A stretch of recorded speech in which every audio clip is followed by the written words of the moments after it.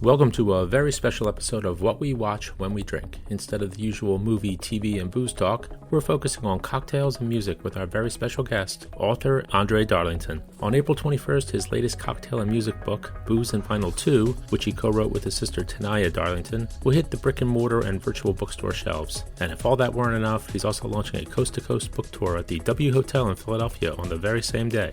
Andre spent the better part of 2 hours with us talking about the book, music, cocktails, and so much more. It was a really good time, and the conversation went in all sorts of fun directions. So kick back, relax, sip on a tasty beverage, and enjoy our boozy chat with Andre Darlington. If you enjoy this show, please subscribe on Apple, Spotify, Stitcher, Google, Audible, and anywhere else you get your podcasts. And you can also find us on boozdancing.com. And if you have any questions, comments, show or drink suggestions, email us at boozdancing@gmail.com. We'd love to hear from you. Gentlemen. Yes. Hello. Boys. Hello, we West are Coast. live. Vince, how are we? We are so live. We are almost dead. Is that how live we are? We're post live. We're post live. Okay. All right. How are we? This is a very special night. It sure is. First of all, We it's are- the start of a couple of major holidays, right? Mhm. Big weekend. Big weekend coming Big up weekend for those that care. for those that care. And it's usually a good drinking weekend. Correct. Yes. Because Is you'll it be- ever a bad Because you'll be one? with family. Lots of family. That brings Eh, out the booze. There's I got a you. need. I got you. So listen, before we start our usual jibber jabber, shall we roll our little quick intro? Sure. Let's go. Let's get it Intro it rolling, up. boys. Let's get our little intro going. Where is our little intro? Where'd it go? Oh, there it is. Welcome to the murder table. Cheers. Salud. Oh, cheers. Oh, cheers. Salud. Sir. Cheers. Cheers. Slunch. A caipirinha. Like Martinelli, but as you said, with a kick. We do a little swirl. Or that. Or zot. Appetizer? Appetizer. Appetizer. That makes me sad, but you know what makes me happy? Whiskey.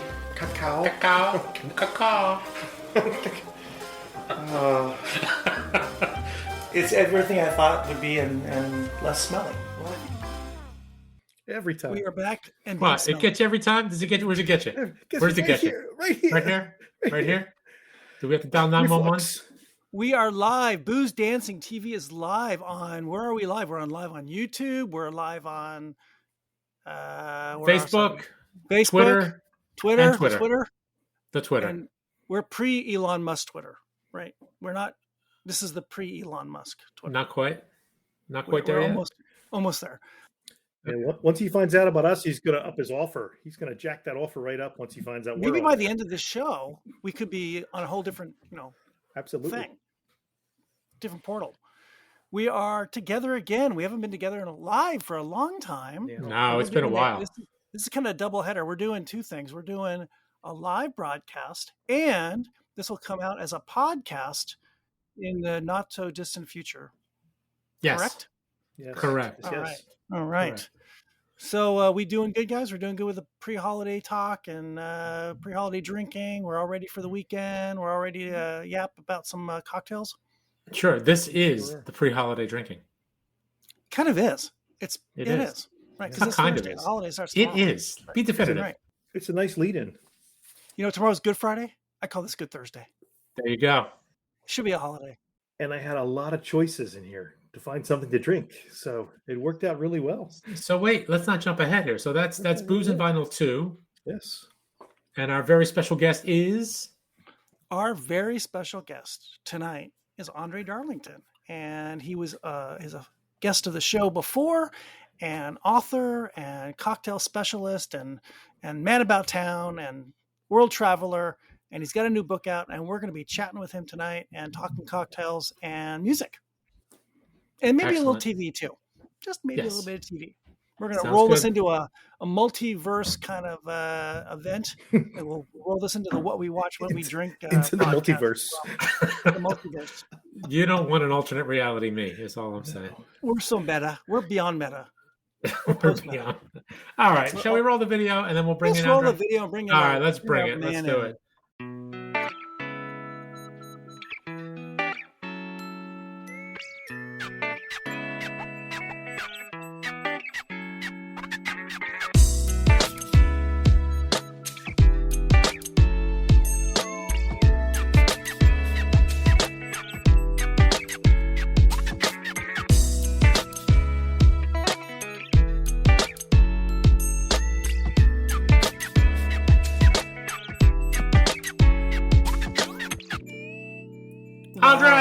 Andre.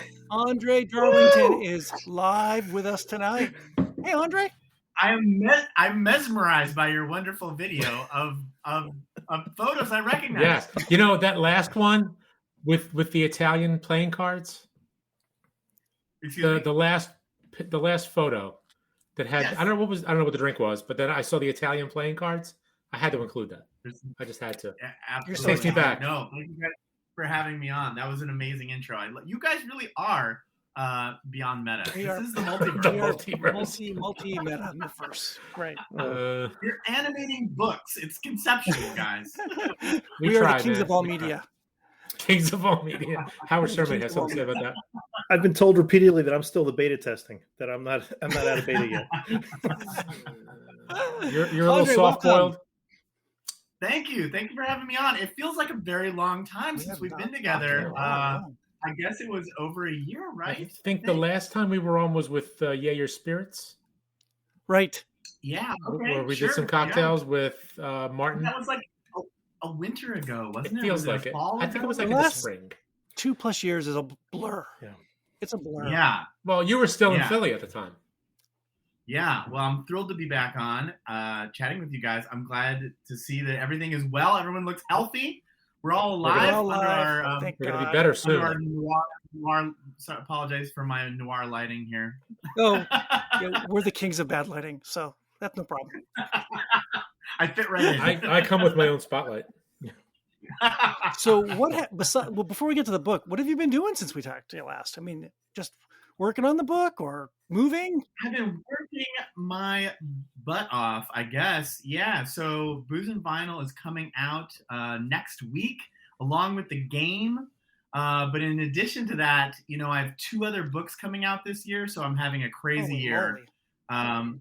I have a John Wayne cocktail book that's coming out in September. Whoa.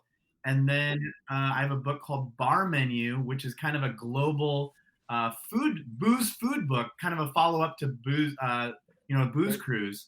I'm super excited about Bar Menu. It's my first. I've been in the industry a long time, and I started out as a restaurant reviewer, and Bar Menu is my first cookbook.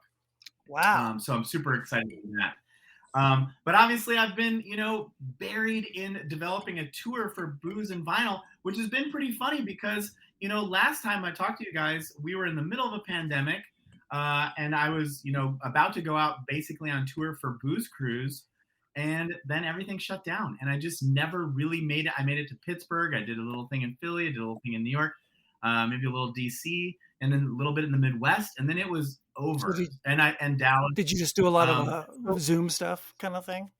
Yes. So we zoomed like crazy. But, a lot of the bookstores all wanted to do a Zoom, but it turns out that nationally, we're all pulling from the same pool. So you can Zoom for a bookstore in Chicago, but back in the pandemic, Seattle people were tuning into that. People were following these bookstores on Instagram. So it was a challenging environment. It was fascinating and fun because I could be virtually in a lot of different places, but it was really challenging. This year, I've been really lucky that W Hotels is behind this tour. Oh. Crosley's back with us, for Booze and Vinyl 1, which came out in 2018, which now seems like just a lifetime ago. I went across the country in a mobile listing van from New York to Nashville, which was really fun, really live, really grinding it out, met a lot of people on the road. So it was a really fun tour. I didn't know what to expect with this one. So Crosley's along for the ride on this one, but also W Hotels is kicked in. So I'm doing, as you guys know, kicking it off in Philadelphia, the new W Hotel there is just fantastic. And then I head out to Seattle, and I also do Chicago, W Hotel. 7 days. And there's a couple. 7 days. Yeah, 7 days. The countdown has begun. It's super exciting. And I think what it is, everyone's just really excited to get together. Yes. I did not plan a lot of. I did in advance. We did not really know what this tour was going to look like, and we just had interest from all kinds of cities all over the country. So I'm basically starting out here, and then I finished the tour essentially out there with you, Aaron, in Los Angeles in June. So I'll be on the road from basically next week until June. Hey, so that's pretty good. So you start things off with the East Coast office, and you finish things with the West Coast office. Yeah. Right. Absolutely. Fantastic. I love it. Fantastic. Booze dancing across America is what I'm going to call this Booze, tour. vinyl, dancing. It's all good. It's all good. Before we go too much farther into the book, well, this is kind of in the book, we need to have a toast and talk Yeah. about what we're drinking. Yes. Yeah. Now, So this is a very short conversation because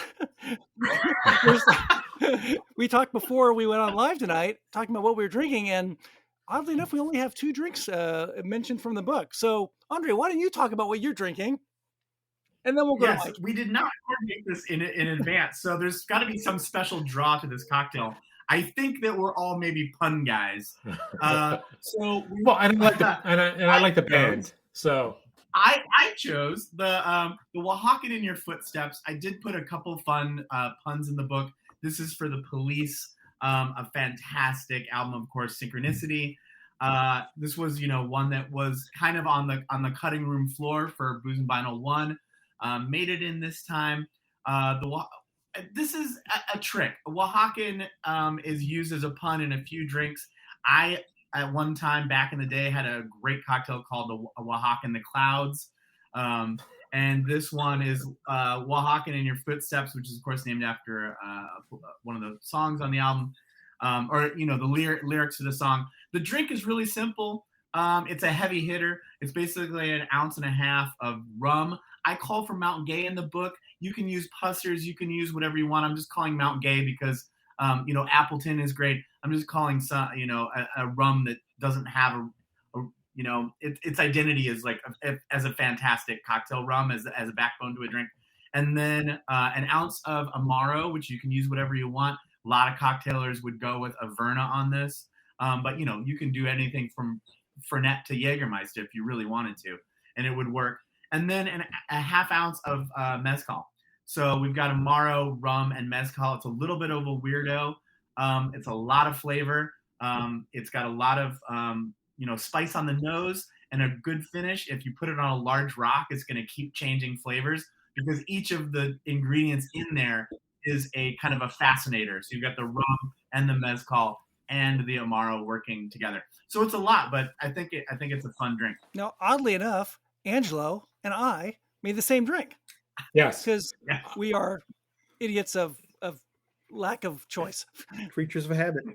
I really wanted something that was pretty much all booze because something I could also just keep pouring and not worry about it, like breaking up. I had the same thing. So I figured I did that. I did a double. So I put it in my shaker, stirred it up with some ice, dumped the ice, put it in the freezer for a while, and then I got my big rock. Didn't have any orange though, so I used lemon. But whatever, it all worked. That'll work. It's too. delicious. Well, it is Good Thursday, as you said, right. So you're gonna have a particularly Very good good Thursday. Yes, it's been a long couple of weeks. So far, so good with mine. Mike, what do you got? I saw the Oaxacan in the book, and the first thing I thought of was Angelo's going to make that drink. I wish you had told me. It's all right. It's good. I'm a very simple cocktail person. Very few ingredients because I don't have many. I leave them at Angelo's house when he makes me a cocktail. So I get to clean up the mess. I saw the bourbon sweet tea. It serves 6 to 10. I skinnied it down to just serve me because I don't want to drink 10. So 4 to 10 5. of those. So 4 to 5. So I went with like 3 ounces of tea and a little simple syrup, and then just 1 ounce of 4 Roses. I threw in 4 Roses, single barrel, just to go and put something together. You're starting summer early. That's a great summer. There was a runner-up though. The Ventura Boulevardier was a really close second. That was the other one I thought you'd make. Right. Me too. I almost made that too. It's very close. It's got Campari in it. Another irresistible. Oh yeah. I have a secondary drink, which is actually here. We'll talk about it later. But before we go too far, cheers to all, everyone. Cheers. We're all here together again, and Yes. thank you again, Andre, for coming back. Yes. Thank you so much for having me on. This is always a blast. This is the beginning of my sort of virtual tour, and here we go. So before we jump into the book a little bit, let's talk about your other books. I was talking to a friend who did not know you, and I was telling them about your wonderful career and the books you have, and he was just amazed. And he was like, "Where will I get these?" Like, Amazon. Go to Amazon, quick, hurry! Yeah. So give us a quick little run through. We know there was a Booze and Dancing Volume 1, Booze and Vinyl Volume 1. Talk about the other ones for a bit. Yeah, so first book that came out was called New Cocktail Hour. It came out in 2016. 2016 is really sort of prehistoric these days in cocktails. And what's funny is my career, I had just, I came out of college, and the craft cocktail revolution, as we call it now, that happened in the early 2000s was in full swing. And by 2014, when we were looking at doing that book, I thought maybe this has run its course. I couldn't have been more wrong. Of course, that it went from a small group of people sort of online and at bars in some of the larger cities to every restaurant in America kind of at least paying lip service to craft cocktails. And it was kind of the book that we couldn't find on the shelf. The press came to me and asked and said, we want you to write a classic cocktail book. And I sort of laughed. Well, it's like the market tells you whether you have a classic cocktail book or not. It's not something you can really engineer. But I tried to do the best I could. It's the first book that ran in chronological order. So I really wanted to tell the story of the cocktail. It's got a lot of bells and whistles on it. It really, it was the first book to sort of assemble modern classics. Everything from like Naked and Famous to, the penicillin. These are drinks that everybody knows now, but in 2016 still, these were kind of, new. Not necessarily new, but certainly not, widely known. So from that book, I worked on a book for Turner Classic Movies, which is sort of a cocktail book, but it's a great book because basically we looked at classic movies, some of Turner Classic's best, and they gave us access to their archives, and we were sort of able to choose the movies. And we really did kind of an entertainment guide where we do food and drink from the movies. And I've always wanted to actually do more than that with that, because I know really funny, really obscure movie details, like the fact that the first Bloody Mary appears in My Man Godfrey in the 30s. Wow. Just all kinds of like weird cocktail history, including some movies that prove that vodka was around a lot earlier than anyone thinks. It's kind of like those articles about the discovery of the world. We keep finding out that somebody was in North American shores earlier than we thought. Before. And vodka is a little bit like that. You're like, wait a minute, there's a movie from like 1931 where everyone's drinking vodka, but that wasn't supposed to happen until Smirnoff brought it in. So what's going on? So there's a lot of history that was buried, and it's actually available in some of those old movies, which are also just fun because everyone is just utterly trashed, basically during the scene because they're burning. Back in the day. Yeah, back in the day, the scripts were kind of like more like suggestions, and people were just kind of getting drunk and riffing. So some really, really fun scenes. I've done a few PowerPoints at different events with that. But to speed it up a little bit, then we did Booze and Vinyl 1, which I went across the country in a mobile listening van with Crosley turntables. The book did really well, and it was really fun. It was multi-generational. It sort of caught the breeze that was happening anyway with vinyl resurgence. I think right around 2019, 2020 is when vinyl came back and outsold, CDs, and we're in the millions and millions. And now, of course, Record Store Day is super popular. So that was just a ball that was already rolling. And then during the pandemic, that book went crazy. So actually, when I was working on Booze Cruise, I was back in the photo studio with my editor, and we looked at each other and we're like, why don't we just do another Booze and Vinyl? And it was kind of funny because people, when the first book came out, everyone's, a lot of people were like, when are you going to do this is great. When are you going to do more albums? And I thought, I don't know if that's going to happen. Maybe. I mean, the book has to do really well for it ever to be a volume 2. But magically, here we are. And it's been an incredible experience to be able to go back and do another volume. And of course, this time it also has a game associated with it, which, when it was pitched to me, the idea for this game, I didn't see in my head. But now that it's out, it's basically a memory matching game, beautifully done. We can, fan it out later for people to see.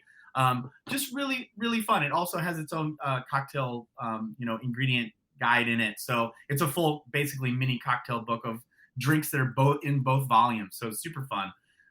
So kind of a dream come true. I'm super passionate about cocktails and super passionate about music. And here I am. I'm able to put out another book. So when you did the first Booze and Vinyl, how many albums / cocktails did you have in total to pare down to get to the book, approximately? Hundreds and hundreds. One of my methods of my right behind the scenes for my writing is that these books often start with they'll start with lists, but also start with like a full Excel spreadsheet. And that one, of course, I was treading new water. So I was really panicked about it, really trying to figure out what was in there. It's funny, a lot of people think that these books are, kind of what I like and what I have at home. Yes, I love the albums that are in the books, but these are not necessarily my personal choices. I spend hundreds of hours looking at, all of the lists, the Rolling Stone Top 500, and, NME, looking at what the Brits say, looking at what the French say.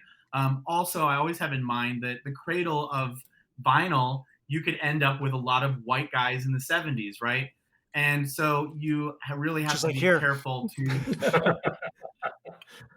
Well, at least we're not white guys in our 70s yet. Yeah, I barely remember my 70s. Born in, maybe. But, so it's a real game to pare it down. And also, I was always looking for albums that are really great to listen through all the way, that really kind of speak to a mood, that are really unique. So there's other great albums that are out there that may be top sellers that just are too much like something else, or they just, for whatever reason, I couldn't find out that much information on them. I do a lot of digging into what the artists themselves drank. I do a lot of digging into lyrics. I do a lot of digging into, the kind of the behind the scenes, what people are drinking, or if I can make puns. So your sister, Tanaya, is part, right? She's part of this process. She's a co-author with you on that book and this book. Yep. So talk about what she brings, what her skill set brings to all this. Yeah, we worked the first 3 books that I mentioned, the New Cocktail Hour, the Turner Classic Movies, and Booze and Vinyl 1. We worked together very closely on those books. In the first cocktail books, almost to the point where, I was like, okay, I'll take the start of the book, you take the back of the book, let's meet in the middle. And then we would kind of cross over and edit each other. We both are writers, both have been editors at newspapers and magazines. So it was kind of a great fit. This time she's a cheese impresario. She's Madame Fromage, and she does a lot of cheese work. She was in Europe for most of this book.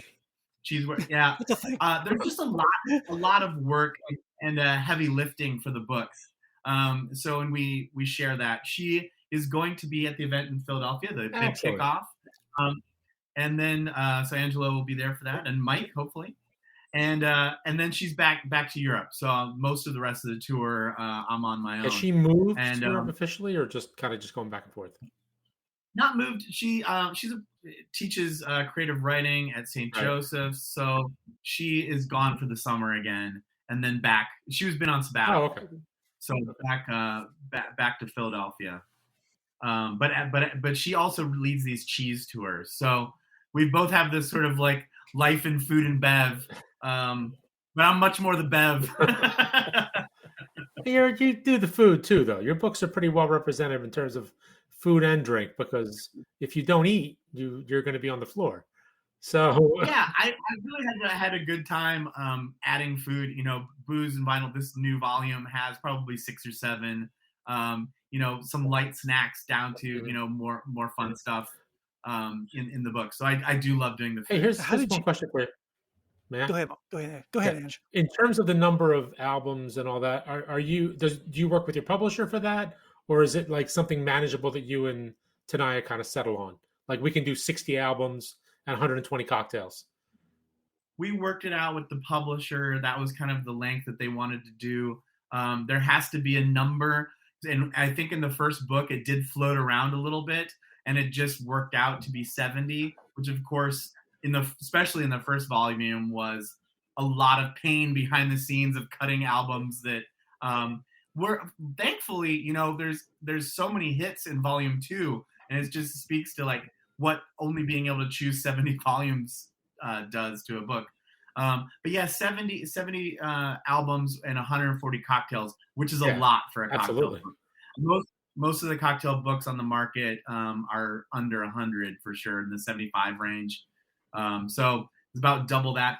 I will say one of the interesting things on this one was, when we did Booze and Vinyl 1, we had a lot of material. We basically had put all of American cocktail history up in our heads for writing the new Cocktail Hour and the TCM book. And we had a lot of cocktails available that we knew that we could pair up with drinks. And the publisher was very interested in having it being a largely 3-ingredient. They were really strongly suggestive to do 3 ingredients. Keep it simple. It's called Booze and Vinyl. People want to use this as an entertainment guide. It was very heavy on music, which I thought was fun because it was an opportunity to do music. For this one, there was much less to rely on. So there are a lot of original cocktails in here. And I've been lucky enough that I have a guy that I work with in Philadelphia named Kevin Lundell, who has a Broad Street Beverage Co. company. We've worked together on a number of books now. He did Batman with me, and he did Booze Cruise with me, just to help recipe test, to workshop. As a bar owner, I come from an environment where if you create a drink, you have to get other people's opinions on it. You have to workshop everything, like you're workshopping a poem or a short story or a short video or whatever artistic that you do. So I've been lucky to do that. But there are a lot of original cocktails in this, which is a big step for me forward. I think I really did a lot of originals in Batman. And I've been at it for a number of years, but for me, I come from being a journalist, and I thought, these people do this professionally. I usually write about cocktailers. That's how I got my start. But for these books, it's just turned into something that I know how to do and enjoy and create. And it gave me the opportunity to do fun names like Walking in Your Footsteps. I can't imagine the amount of time you put in just on the cocktail side, experimenting and tasting and coming down with a recipe before you put it to paper. Yeah, it is a lot going on behind the scenes. I was thinking about it in terms of, if good restaurant bars that aren't specifically a bar are coming up with like 8 cocktails probably per season, that takes a lot of work behind the scenes to do. So to come up with something like 140, Kevin and I, who have both consulted on restaurant openings, are like, this is like 4, 5 to 6 restaurant openings in this book. So when you're thinking about these cocktails for a book that a bartender may not be reading this book, schlubs like us are going to be reading this book at home. Are you thinking about schlubs like us making cocktails, or are you thinking about professionals making cocktails? That's a great question. I think a lot about how many bottles total I'm requiring in a book. I am a huge egalitarian, and I really believe strongly in sort of home amateurs or prosumers being a big part of the cocktail scene, which they have been in the United States. And I think coming from being a journalist too and writing to an audience, I have a really good sense of like how far I can go. What's been really interesting is that during the pandemic, actually, cocktail knowledge, I think, has gone up in America some. A lot of people have, and also just time, a lot of people have immersion circulators. A lot of people are smoking cocktails to a degree that I certainly didn't see before the pandemic. So there's always kind of a floating level that I'm looking at. But I'm definitely aiming at the home cocktailer for these because I feel like it's a book about booze and vinyl. It's really a listening party book. My best hope is that people get together with, their loved one or a couple friends and make cocktails and experience these albums or, do it for themselves and experience these albums. I find it's a very interesting question for a number of reasons. We're in an era where we have a lot of professional bartenders or bars or people that are masquerading as human beings but are actually corporations Totally. making cocktails. Their books are ghost written. Yep. There are millions of dollars behind some of these brands that are the best selling cocktail books. And you buy these books, and it's very clear that their audience is other cocktails and that they're other cocktailers, professional bartenders, and they're showboating, the ingredients that they have in the drinks, which is fun to a certain point. I certainly enjoy them as somebody who has a lot of the ingredients.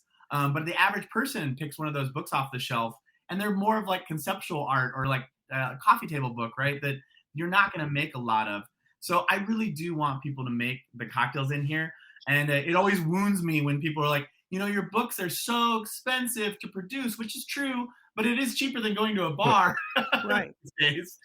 But I do want to make sure that, like with 12 or so bottles, people, or even 6 bottles, people can really get there and enjoy themselves.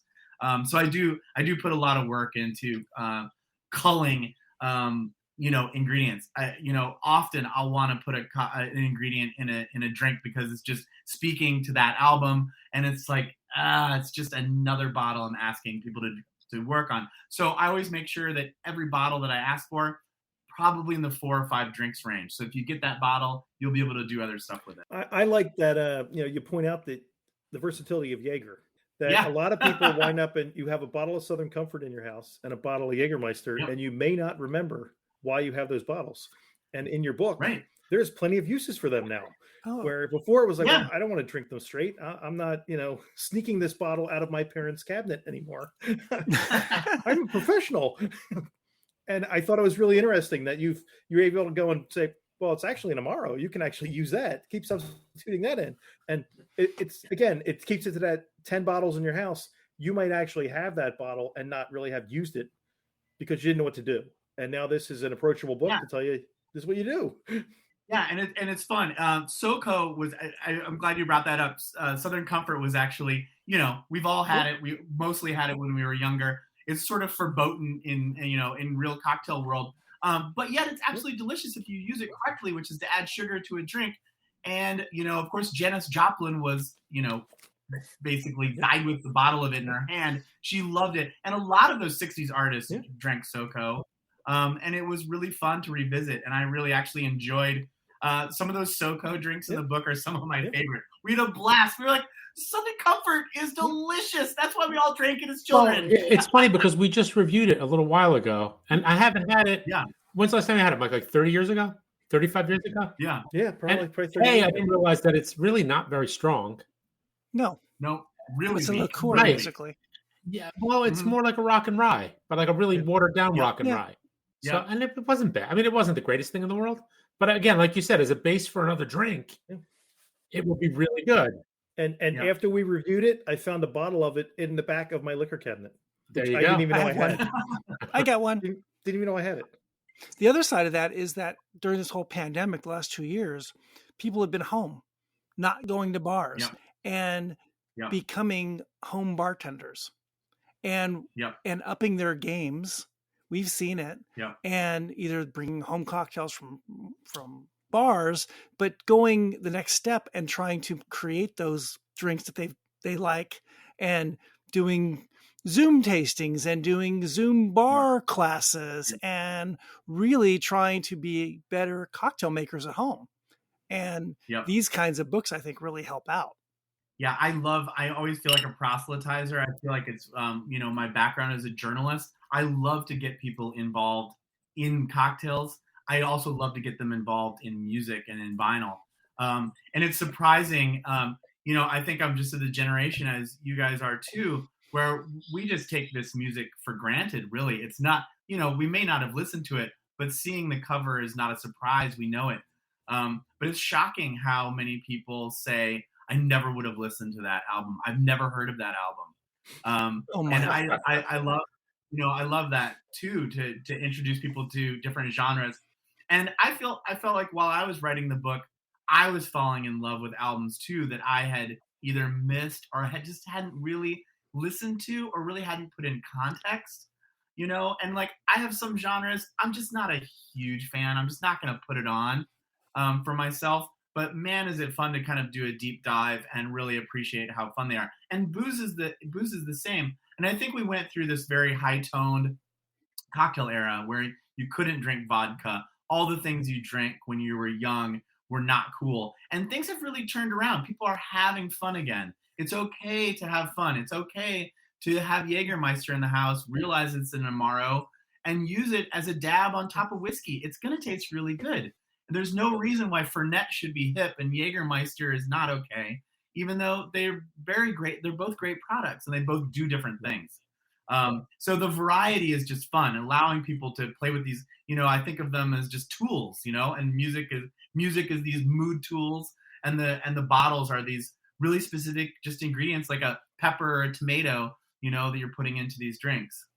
So let's talk about music. When you were going through this process, you said these weren't all necessarily your favorite albums at all, and maybe not your sister's. Did you listen to albums in total? Did you just pick and choose songs from an album to kind of get the feel of what the first Black Sabbath album was, or whatever the album was? Or did you actually listen to them in total to kind of get the whole experience to come up with what cocktail would go with that? Yeah, I work in a series of layers, so it's kind of culling a giant list, and then I do listen through the albums. I love to listen to the full album and kind of gestate on it and listen to it and put it next to the other albums that will be nearby in the book. The books basically run. This is also mood-based, just like Booze and Vinyl 1 was. It's a little different. There's a jazzy.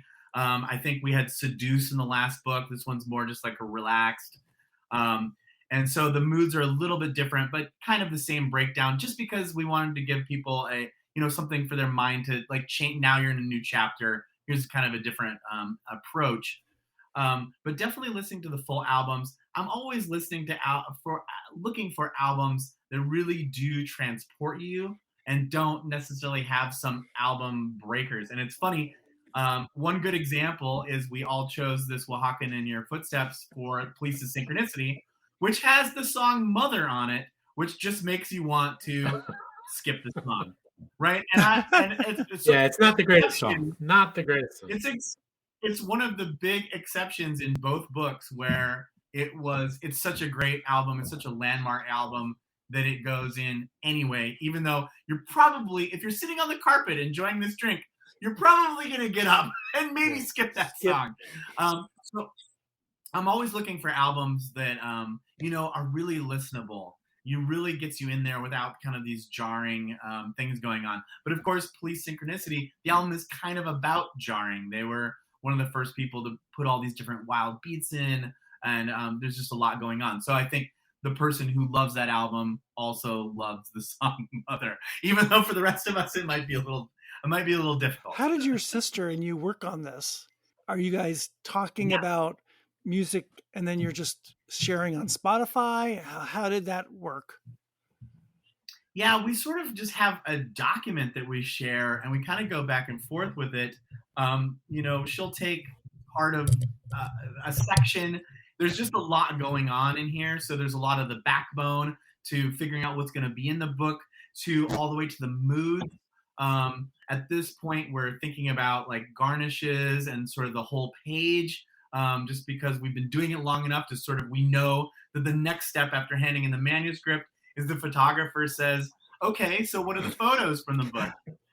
So we're like finally at the point where it's like, oh, right. We need to add that in. So there's just a ton of work on the books, behind the scenes by almost a number of people at this point. Do you have to get rights? It was fascinating. In Booze and Vinyl 1, everyone was extraordinarily careful to not shoot full pictures of full album covers. Huh. They were much less careful in this one. It seems to be that if the cover is in a setting, you can kind of show it in a lifestyle. So it's like an editorial use. Show the book here for people. Yeah, show the cover, which, I should mention we've gotten incredibly lucky. And I think that this is how quality happens, is that this is the same team that shot Booze and Vinyl 1 down to the Josh McDonald, amazing incredible graphic designer, to Christy Hunter, who's the stylist. who goes out. She's also in Philadelphia. Goes out and finds all of the stuff that make the sort of terroir of the book, and then also, same editor. So it's the same scene. And Jason Barney, of course, the photographer. And this time we again rented a hotel room for a week in Philadelphia and basically styled the books out, which is of course a magical experience to be part of that shoot. Super fun. But I think part of it was, we looked at each other. We were like, we want to do a volume 2. We just need to roll this down the middle and make sure that we give everybody what they loved about volume 1. Not get too crazy. There's so much good music out there. There's so many good cocktails out there that we just want this to be like, yes, 1 was great. 2 is also great. What I love about 2 is it's really colorful. I think it's kind of a little like, it just has it really is an upbeat book to it. It's a little bit more modern. I think we slipped in a few more, if you're just looking at dates of when albums came out, we're a little bit more modern. There's quite a bit of hip hop in there. There's quite a bit of modern pop in it. So it's really exciting. It's juicy. It's colorful. It's sort of like 2.0 is like bigger and bolder than 1.0. I was going to ask you about that. Speaking of the hip hop piece, the Dr. Dre album, The Chronic, I can't imagine that listening party. I bought that album after when it first came out, and it was only after listening to all this, listening to all the videos on MTV, and they're all cleaned up. Right. Yeah. So they're all, they've opened, they're more, what do you want to call it? Generic, not generic, but more sanitized. Appropriate. Sanitized. Thank you. Censored, if you will. When I got the album and I used to blast vinyl at home, I was like, what the hell am I doing? I'm like, I lived in South Philly and I would crank the albums and I will say my neighbors only called once that I had the music to go. But I was like, I can't listen to this. I mean, it's great. I like it. I've gone back and listened to it. Yeah. But it's like, oh my God, I can't imagine that'd be an interesting listening party. Yeah, a real classic from which so many other albums sprang. Totally. And I'm always looking for that kind of thing too. I was able to slip Kraftwerk into this, which is a band, that I personally do love, but a lot of people do not, and a lot of people do not know that album. That album is so responsible for so much stuff after it, just because of their use of keyboards and layering effect and electronica. So I think that's a surprise to people, but I love to slip in those albums. They're like, these are watershed vinyl albums, and they really are this incredible listening experience. But I agree, The Chronic was very funny. On set, if you'll look at, people will see the picture for that. There is cannabis in that photo, which, was a real surprise. I was like, okay, here we go. This is good. The press is going to greenlight that. I think it's really fun. I think it's one of the great photos of the book. By the way, D's nuts. Love it. Yeah, D's nuts. That's fantastic. That's fantastic. I worked very hard on that recipe because I had the idea for it, and then to actually make it work. So do you think name first, then cocktail, or cocktail and then come up with a name, or is it kind of a combo? Is it listen to the album first and see where the inspiration takes you? For sure. Yeah. Down and looking at lyrics again, looking at what people are drinking. Yeah. The McNick Spritz is actually a really fun drink. We'll be serving it actually at the Philadelphia launch. Boom. And that is a combination of, Christy and the two lead singers of in there. And there's the combination of what they both drank. Right. There's quite a few things in there like that. The Dr. Dre, it's going to be cognac. I mean, that's just what that landscape looks like. So there's some fun stuff like that. One of my other favorite ones that I was able to slip in here was Roxy Music, which of course is a watershed album. What's really fun about these books is I had no idea that Alanis Morissette was going to be back on tour, which she is, giant tours. I had no idea that Roxy Music was going to reunite this year. Got my tickets. After 50 years. Did you get tickets? Here in LA. Yeah, I got the tickets too. I mean, really going to be one of the shows of the decade. I've seen him, but seeing him with Roxy Music will be amazing. And it'll be in the news when the book comes out. And I just don't have any sense any sense of that, but it proves that some of these albums are just so timeless, that they, that the people are still on tour. But I was able to slip in a very fun, my Seaside Diamond is one of my favorite drinks in that book, a really kind of wacky drink. Again, I'm kind of loosened up in this book because things like Blue Curacao are back. People are having fun again. I never would have dreamed of putting that in a cocktail book in 2016. Like, no. I just saw, I think on Eater yesterday, that there's a bar opening in LA and it's all like 90s drinks, 90s era. So there's, I just saw that. yeah, was it not? It was 90s, right? And so, yeah, it was 90s. Yeah, isn't that weird? I had this moment. I was like, too soon. No. And then I realized, wait, 25 years. It's Okay. not too soon. It's like a long time ago. Drink be? Like a Sex on the Beach or a Cosmo? Yeah, that kind of stuff, right? Yeah, Cosmos, Cosmos, that kind of stuff. Apple teenies. Singapore Slings, Kamikazes. Come on. Roll them all back. We've seen with the pandemic, the rise of the espresso martini, Yeah, where, the bartenders across the country are telling me, half of the drinks I make are espresso martinis, which is wild to me. They are making them better than they were made in my era when we were drinking them. And I don't, it's a weird phenomenon. I think it's a retro thing, obviously also a caffeine thing, and a flavor thing. But I thought that was fascinating. I mean, the 90s are back in a big way in clothing and sort of references everywhere. So I've been looking at that. So we're all men of a certain age here. Andre, were you a vinyl guy? I was, because my father was into vinyl. It's really interesting. I grew up with a father that was into vinyl and then went heavily into digital, kind of got rid of everything. But of course, the turntable just kind of got slid. He had this incredible Thorens turntable, and it just kind of got slid over to the side, and I basically inherited it when he went to full digital. And I was always kind of in it because I was sort of a thrift store guy, so picking up vinyl was just like, when everybody was dumping it, I was like, I can play it for parties. I don't care. Sure. CDs got scratched so horribly at parties that are like, well, might as well just throw the vinyl on. So it was really funny, and I find it fascinating and amazing that it's back, back again to the extent that it is, and it is such a great listening experience. I dumped all my vinyl. Well, that's a mistake, my friend. Well, it's like I got married. Space. I was moving out of my parents' house. Space. I didn't have the room, Yep. There's only so much analog you can have in your life, I'm realizing. Yes. After moving, you can either be into books, or you can be into vinyl, or you can be like, into plants or whatever, but you can't be into all of it. Yes. No, you can't. You really can't. If you wanted to. Do you see a connection between cocktail making and these analog things, these vinyl in this case, the tactile experience, the putting your hands on something, seeing something, getting away from the digital? Yeah, I'm always exploring that. There's that great book, kind of The Return of the Digital, The Return of the Analog. I can't remember the exact title off the top of my head. Oh, but yeah. It's a fascinating good book. I can't remember the name of it. David Sachs. Yeah, yes. Yeah, it's a fascinating I'll get it. Sort of topic that That's I think about quite a bit.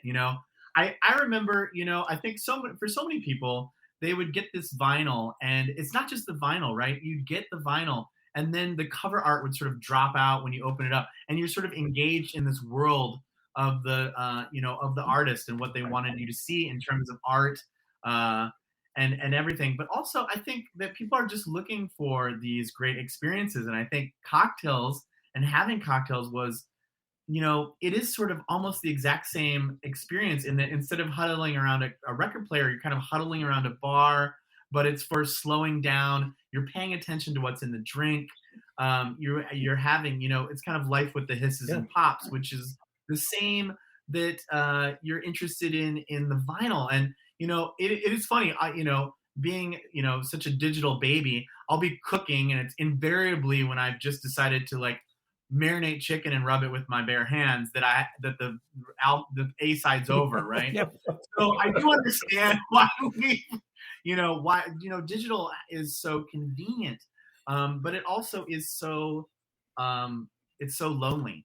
And I do think that the vinyl, part of why people get into it is the community of it, and having something analog, so you're not just wearing your earbuds and you are talking with people. I mean, I just look on Instagram and people just love posting pictures of their records, and then thousands of people like it.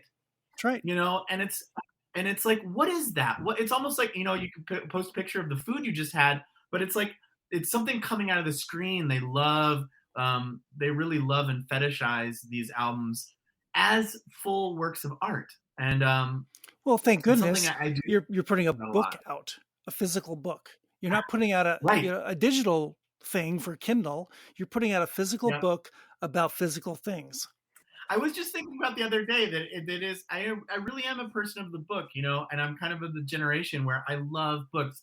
I have a hard time still consuming digital. I think if I lived in a city and was commuting on a subway, I would have, you know, more digital. Or if I were an insomniac and I was up late at night, I have a lot of friends that are that, and they have Kindles, and it's a thing. And I get it. For me, I still just love like the pulp paper feel of books and opening them, and I still think they're magic. And I think that the way that the book has magic when you open it, I think albums have that magic too. I mean, I still get a kick out of, you know, going and getting new vinyl and opening it up. It's a kick. There just is it's an irreplaceable kick. The price will kill you, but yes. I know. I just went to the store and I'm like, oh, so vinyl's $35. I saw Tattoo You for $48. Yeah, don't get me wrong. Right. I love that album. I had it on 8-track back in the day. But 48, I was like, oh my God, 48. But then, you know, albums were never really that cheap, though. I mean, you figure an album was, even when we were kids, they were like $10, $12. Yeah. I worked in a record store in the 80s, and they were $6.99. Double album was $11.99. I always bought used. And I bought used too. Yeah. Yep. New stuff was expensive. And it was kind of fun too when you do the used, right? Because you're in the back of the store, you're taking it out, you're looking for scratches, you're doing the whole thing. You know, it was always a process. It was like, oh, look at these cool ones. You know, because they were expensive. I remember one of your friends would buy the album and then you'd go over to their house and listen to it. You couldn't have access to that. If you didn't hear it on the radio, you just weren't hearing that song, which I think people forget that, you know, we coveted these albums because you just couldn't hear it otherwise. You just weren't going to hear the Cocteau Twins unless you owned it, you know, especially if you're like growing up in the Midwest or something, you know, or like OMD or some of these, you know, like you weren't going to, you know, listen to anything kind of edgy. Yeah, I had a cousin who had an extensive album collection, and he wouldn't play them. He'd play them. No, he'd play them one time and tape it, and then it would go. I did that too. And then it would go away, museum quality kind of stuff. Like, oh no, we don't play. We don't touch those. They're over there. Wow. Yeah, but that's no fun. To me, that sounded like an insane person. But you know, what do I know? You made your that's not fun though. That's like buying like a really nice car and then never driving it because it's gonna be collectible. But he would, you know, it's like, come on. And then once the tape ran out, he would play it again to tape it. But he wanted the hisses and pops, but he didn't want to risk damaging the album cover or damaging the scratching anything, you know, causing any sort of damage to his precious record collection. Right. All of my vinyl are in these little plastic protective sleeves. Yeah, protective sleeves. Yeah. Yep. I definitely, just going back to it a little bit, and like the presence of the vinyl too. I mean, just the physicality of it's great. But one of the albums in the book that you know, really jumps out on vinyl is something like Willie Nelson's Redheaded Stranger, where if you play it, you know, it's an album I knew those songs. I'd listened to it, but I didn't really spend any time with it on vinyl. And I put it on, I got it, put it on, and Willie Nelson is sitting behind the speaker. You know, it's got that level of like tube amp gorgeousness. And you kind of are like, oh, this is what real vinyl heads are talking about, where you can place where the singer is, where the microphones were in the room, if you have a decent enough hi-fi system, you know, to kind of hear that.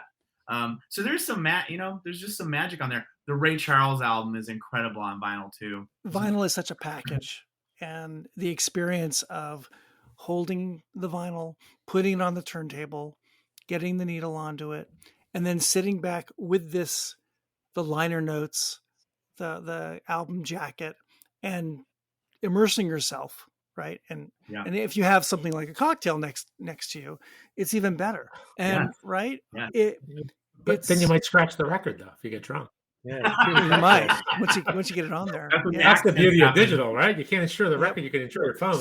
But, So you said Crosley is is sponsoring the tour. How are they part of this? Yeah, this time, the van is no more that we went around in 2018.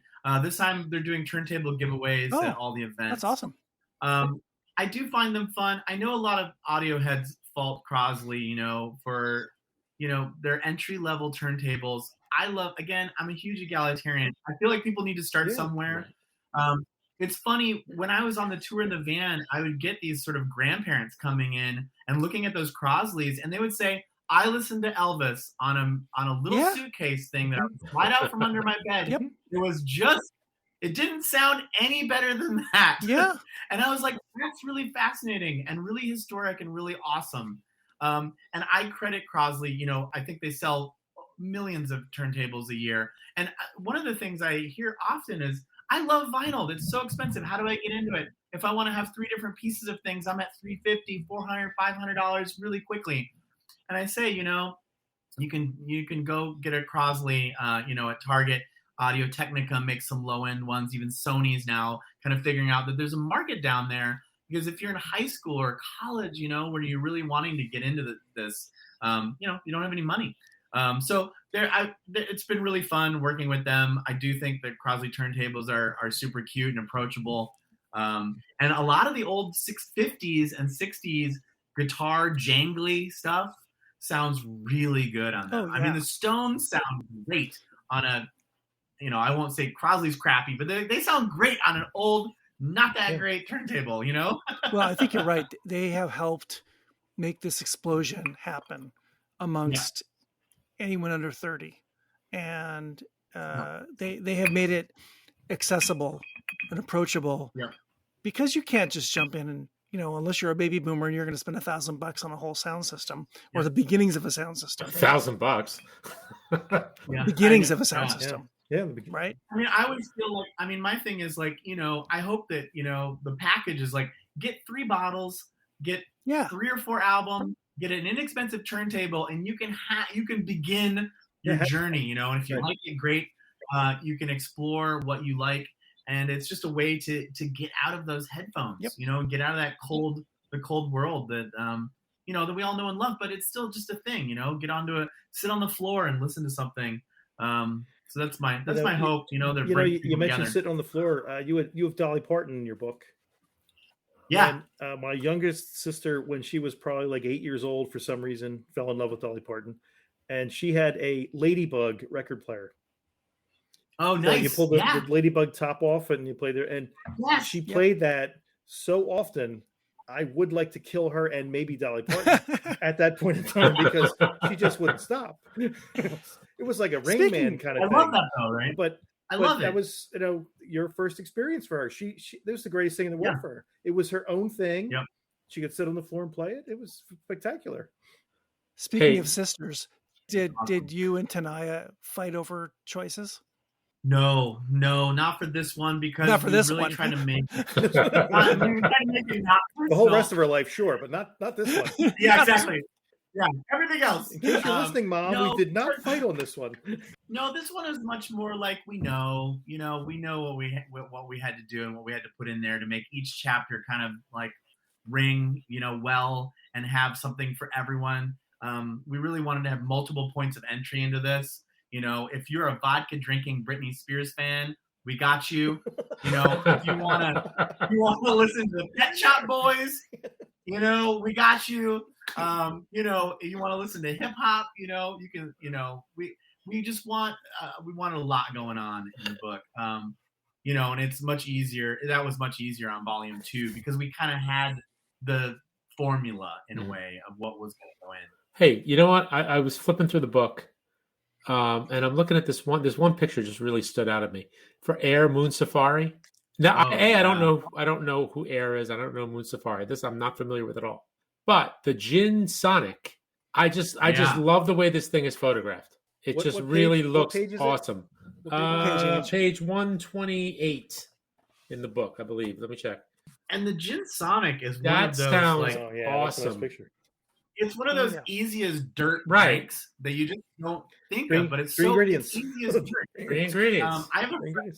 I have a friend who drinks them a lot because they want to lower the sugar. I mean, one of my problems with gin and tonics, I love a big gin and tonic. Yeah, but the gin disappears no matter what you have. The gin disappears, and the sugar at the end of the drink, Right. I'm just like, wow, I love that, but I can't do another one. So if you split, it's not a split basis. It's basically. I actually could do another one, but the problem is gin and tonics go down really easy. Yeah, really that's easy. another one. So do you. I think the photography. Anyway, yeah, but that looks really, really good. That's a fantastic photo too. And simple. Yes, I just, it's striking. You Yeah. know, I like the artwork with the way the air Moon Safari is. You know, and then you just go to the right, and there's this just crystal clear, glass with ice and just gin, and it just looks fantastic. It's inviting, right? I want one. Super inviting. I want one right now. It's so funny because when you travel, especially to Europe, the Europeans and actually in Asia too, the Japanese are really great at this. In the U.S., we always feel like we have to be in this arms race. We have to go have a cocktail. It's going to have a syrup that has something obscure. It's got to have 4 or 5 ingredients. It's got to do this thing, and it's like, no, the fundamentals. It's like, I think of some of the good 2 and 3 ingredient cocktails. It's like unaccompanied Bach, right? Good ice. Really good seltzer where the carbonation is correct.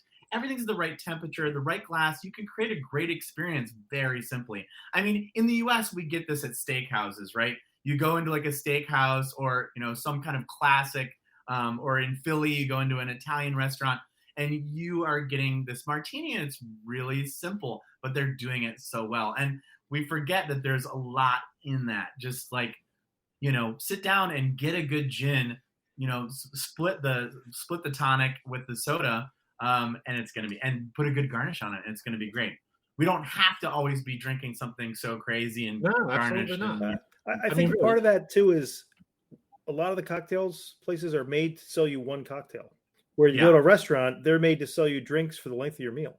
So they're going to be better quality, better ingredients, maybe a lower ABV, so you can carry out through the evening. Where the bar knows you're here for one, we're going to jack it up, and who knows what you got, but you got one, and that's all you're going to get. And that's unfortunate because I think if they had better quality and they sold you something for more than one cocktail, maybe you'd stay longer. Maybe you'd make a night of it instead of moving on to the next bar to get the next cocktail once. Well, one of the real problems too at the bar, which I know from being in the industry, is that you don't get a second chance. You have to give somebody a drink, and they have to be like, "Wow!" first sip. Right. There's never that moment of this will get better, a lot better over time. You don't get that opportunity. So the drinks are very forward. You have to have a lot going on all at once. It's like you can't just give somebody some really delicious rice. It's got to have sriracha and soy sauce and ginger right away.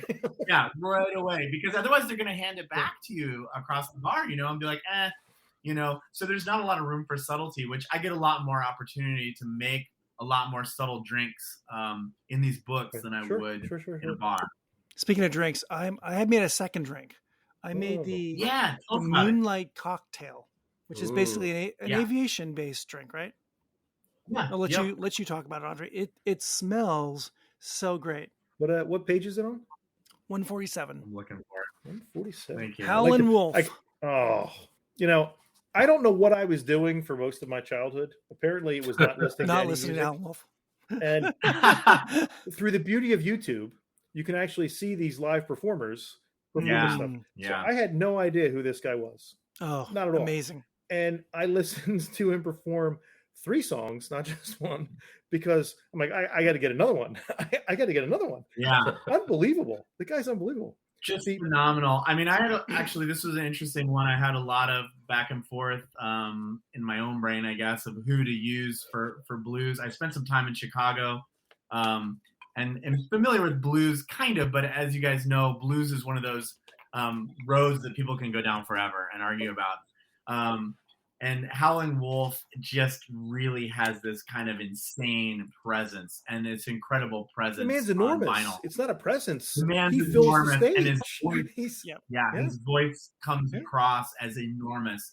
And I thought it was interesting because he's kind of an outlier. You can, B.B. King obviously is amazing. I mean, there's so many good blues players, but the Howling Wolf was like, oh yeah, this is like hearkening back to something older and more primitive, and as far as just like you feel like the kind of the dirt blues jams that dirt floor blues jams that you would hear.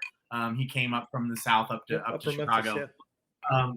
And I kind of wanted to do this, like, Howling Wolf, riff on a moon cocktail. How is it? It's First delicious. of all, you love it? It's delicious. Yeah, it's really good. It is kind of an aviation riff with just a little Cointreau in there and doing lime juice. This is also one of those, like, I play a lot with, I do weird things like play with creme de violette because I love the aviation. I know it gets a bad rap for some people, but what a gorgeous color! I remember the first time I ever had an aviation. It's one of my cocktails that when the cocktail revolution was happening in the early 2000s, a bartender made that for me. I'd never had it before, never heard it. Slides it across the bar, and your mind is just blown, right? Purple drink. It's got a great story to it.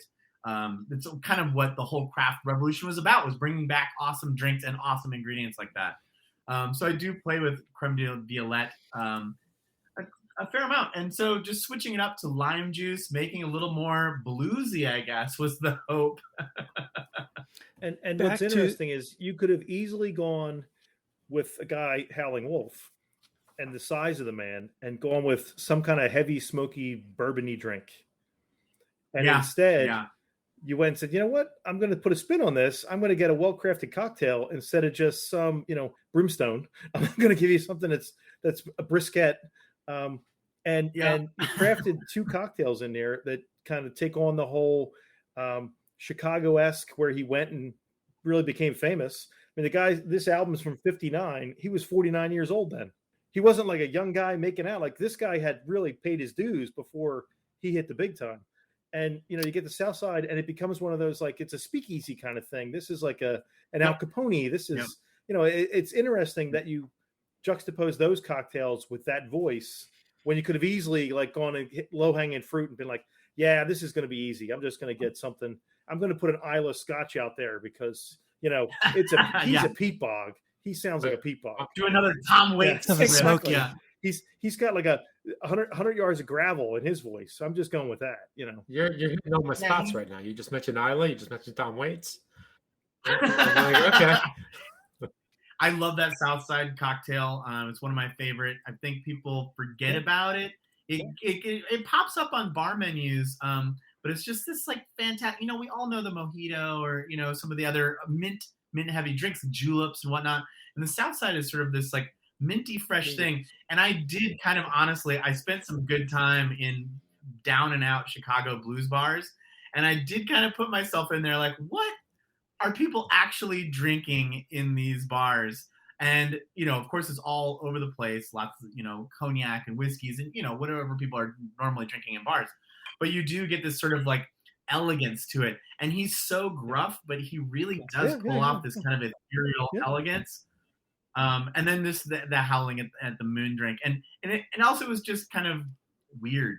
I mean, it was trying to be a little bit of a surprise and expose people to that. So I'm passionate about that album. You're exposing them to someone they may never have heard before and a drink they may never have had. So it was neat. So Ange and Mike, I got a question for you guys. What are a couple of the albums in here that just kind of surprised you that were in there?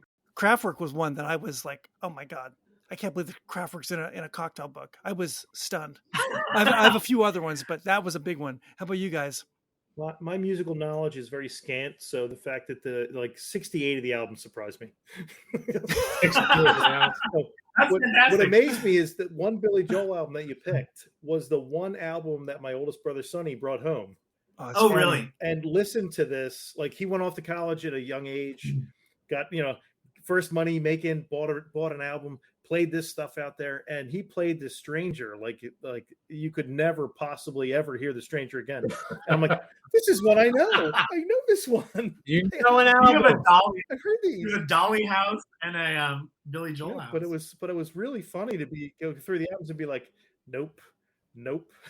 I do have to say, you know, Billy Joel is somebody, of course, I grew up with. He's sort of somebody that I guess everybody poo-poos in a little bit because he's just so there, and he's always been there and kind of always been around. And I have to say that going back and listening to The Stranger and putting it in context and putting it into the context of what a big breakthrough it was for him, but also what a big breakthrough it was for American music, because it proved that really somebody on the American shores were as good as like Elton John.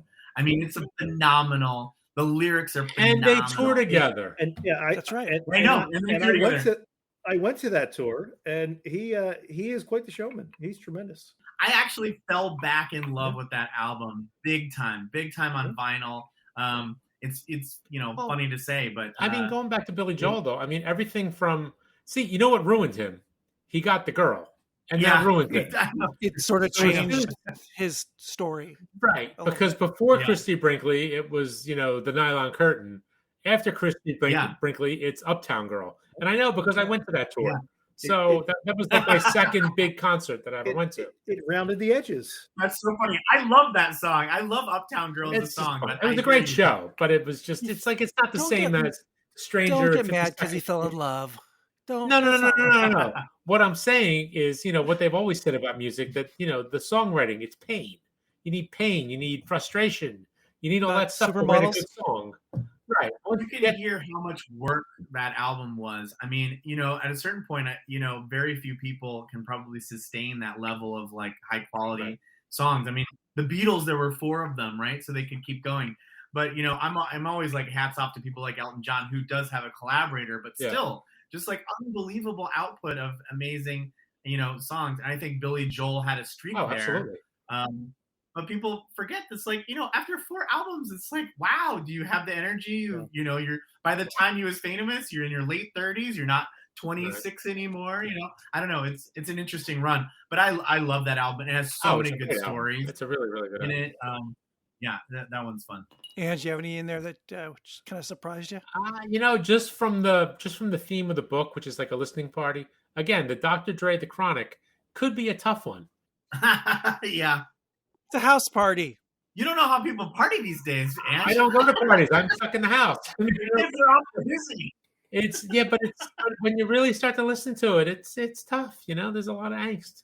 They're pissed at Eazy-E. They're not happy. It's a great album, though. I mean, I like it. I put it on a couple times, and I'm like, wow. I'm not playing with the kids, and my kids love some rap. So there's some albums in there, that I shied away from that are super. But it's a classic. I mean, it is a classic. It is a classic. It deserves to be on the list. Yeah. The other thing that I was amazed at is, you don't pick their first album or the first time they won a Grammy or the first this. You pick like a seminal event, like the Willie Nelson album you picked. That's his 18th album. So to your point about, he's done 4 albums. He spent Willie Nelson 18 albums in, and he's putting something like this out. And I love the liner notes because you're so matter of fact, where it's like, they didn't want to release it because it was about a guy killing somebody, and it was such a good idea. They hated it, and I'm always looking for these, like, what can I hang my hat on? Not only is it's like I love the albums that everything's different for the artist afterwards, or albums that didn't maybe do that well but ended up like kind of opening up a whole genre. And I love the story about Willie Nelson, who was sort of like a country, like easy listening shill, and then goes off to Texas. I mean, he was already famous, but nobody expected him to throw this like really personal, oddball album. And I just thought, like, in my era, with indie rock, people were like, oh, I cut this album in my kitchen with my friends. And you read about Willie and you're like, yeah, Willie did that in the 70s, 50 years ago. 50 years ago, no one is kitchen. Move along. In one night. Nobody liked that. And he's an icon today, I think, because he took that insane risk, and then you listen to the album and it's jaw-droppingly good, It's fun. I love that. That was another one that I really fell in love with on vinyl. And that's one of those albums I put on. I'm like, oh, I'm gonna be that nerd. I have to move my chair to the middle of the Wow, you do. You really do. You really do. I've gone over the. Maybe you've gone over the edge. I also like that you included a Love Supreme with Coltrane. Oh, that is just a phenomenal album. I mean, all his stuff is just really, really good. I had a bit of a Coltrane obsession for a while, and between that and My Favorite Things and just Blue Train and all this stuff, and I like that there's a Philly connection with him. Yeah, I loved Nina Simone being in there. Yeah, Nina Simone, such an incredible story. Also a Philly connection, not a positive one, but that one was fun. I think that's the one where I found, that she had played on the Jersey Shore, after getting denied going to the Curtis Institute.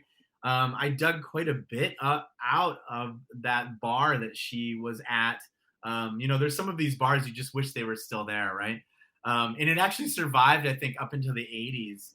But there's fun stuff for her. A Love Supreme, what a great album. That's one of the albums, that's one of the albums that I'm getting away with on this, because Volume 1, you got to do Miles Davis Kind of Blue, which I always feel is like Baby's first jazz album to impress girls. And you either like it or you don't. I mean, it's yeah, and you either like it or you don't. But it's like so standard. And then the Coltrane is like really something else. And it's always my hope to somebody's gonna buy that album and put it on and be like, huh? And then they're gonna put it on the second time and be like, wow, okay, now I'm into jazz. Right. And then you find Charlie Parker, and you're right where you need to be. Yeah, exactly. I really like that you had Dick Dale in there. Dick Dale and his Deltones. Yeah. And in the liner notes, you note that the way he plays guitar was ahead of his time, and that other people who you think are the greatest guitarists basically just stole what he was doing or learned how to play like him and made it better. They improvised beyond him, which is really kind of fascinating to me with the whole. You like this guy? Well, go see this guy and this guy and this guy, and here's where it started, and it kind of runs its course, it's fascinating. I kind of write the books when if I think something's interesting and I didn't know it, I'm like, wow, other people are going to think this is interesting. So I love that you saw that and you love it, because I saw it too. I did not know that about Dick Dale before writing this book. I didn't know that he was his father was North African. Right. He grew up learning those beats, and that's where surf comes from. I mean, come on. I mean, how many music magazines have I read? And no one's ever told me that. that it's not American music. You've taken it from somewhere else. Yeah, it's not American music, but it is so American. And then the Beach Boys come along. Yeah. But that's okay, because that's America. Everything comes from somewhere else. Yeah, absolutely. I love that album. I felt like I had to put in a surfer album, and I really just was like, well, I'll put in the OG surfer album. A lot of people complain because it's surfer in the beginning and then side B is kind of boilerplate stuff, but the vibe is still there. So it's just, and it's such a seminal album. It's great. My surprise in there was Pavement. I was just, oh my God, I love Pavement. They were so great. Good surprise. Good surprise, definitely. That's great. And right after Metallica in the book, so that was good for me. The Pavement is another one. Pavement's sort of exactly my era. In fact, I had a cooler friend, and she dragged me to a Pavement show. I'd never heard of them. Saw them live, with like 200 people back when it was, it was probably 1994, something ridiculous like that. And then actually writing this book and kind of hunting around. I mean, I listened to them. But hunting around, they're amazing, right? I mean, looking back, they were big then, but looking back, it's funny because like Nirvana, we all knew they were big when they were big. Got my Nirvana shirt on. Yeah, we knew. We kind of knew. But Pavement, we did know they were very popular, but never at the level of like Nirvana. Yeah. And then you go back, and you're like, these guys, that album, it's perfect. It's perfect. Album. It was that college really radio level of stuff. Yeah, it never got almost to, I don't know what you guys had back east, the K-Rock here in LA. Yeah, they never got to that. So they just lived on college radio. Right. Yeah, and they got big, and I think it grew over time as people realized how quality those albums are. But when you go back and listen to them, and especially when you put them in like chronological order with what else was going on. Yeah. I mean, they're like up here, and there's still perfect albums. And what's so funny is you go back and listen to something like Pavement, and you're like, it could come. If I heard this, if some friend of mine gave me a Spotify list with this and said this just came out, you'd be like, oh, okay, this just came out. You know, it's still so vibrant and so contemporary. You'd be downloading them on Bandcamp like immediately. Yeah, they'd be huge. And what you write in the liner notes, that it's the slacker error in all its introspective anti-establishment Gen X glory, where you're like, oh, That's we're it. not old. They were. That's what they are. They're just what they are. Yeah. And you made a cocktail with Kirschwasser, which is great. Yeah. Oh God, and that's such a great cocktail. That too. reminds me. That was impressive. There was on the Nothing Else Matters cocktail, you talked about this 1 ounce of Kummel, Kummel. I had never heard of that. What is this? My grandmother was German, and instead of giving you a shot of Irish whiskey or a shot of this or a shot of whatever, she would give my mother a shot of Kimmel as the cure for everything. No way. And it's distilled caraway seeds. And it's it's one of these things where it's like family recipe. We make this, we do this. Sometimes it's caraway seeds, sometimes it's caraway seeds and a bunch of other stuff, other botanicals. You know, who knows what's in it. And I've been buying for my mother bottles from Master of Malt of Kimmel and having it shipped because you can't really get good Kimmel in the U.S. And she'll get a bottle and she'll be like, not knowing, like, I had this shipped from overseas. And then every once in a while you get her a bottle and she'll be like, that was the best Kimmel I've ever had. That was fantastic. And one of the things they'll make a drink that has Kimmel and they'll throw a piece of corned beef in it, like the worm and the tequila, because it tastes like a little bit like rye bread. So it gives you like a corned beef special. It gives you a little bit of a flavor to it.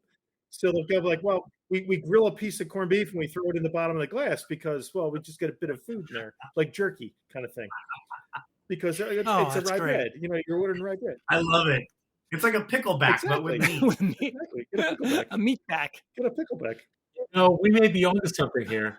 With the pickle, the mustard, the corned beef, and the Kimmel. It's a sandwich in we a can bottle. make a cocktail here. We can do this. I don't know that anyone would want a second one, but maybe they'd want the first. You don't know. I mean, if you get it right, it could be really good. I had never heard of this before. Yeah. I need to find this. To me, it proves the valuable point that given enough time and something laying around, you will figure out how to distill it. We got all these caraway seeds. What are we supposed to do?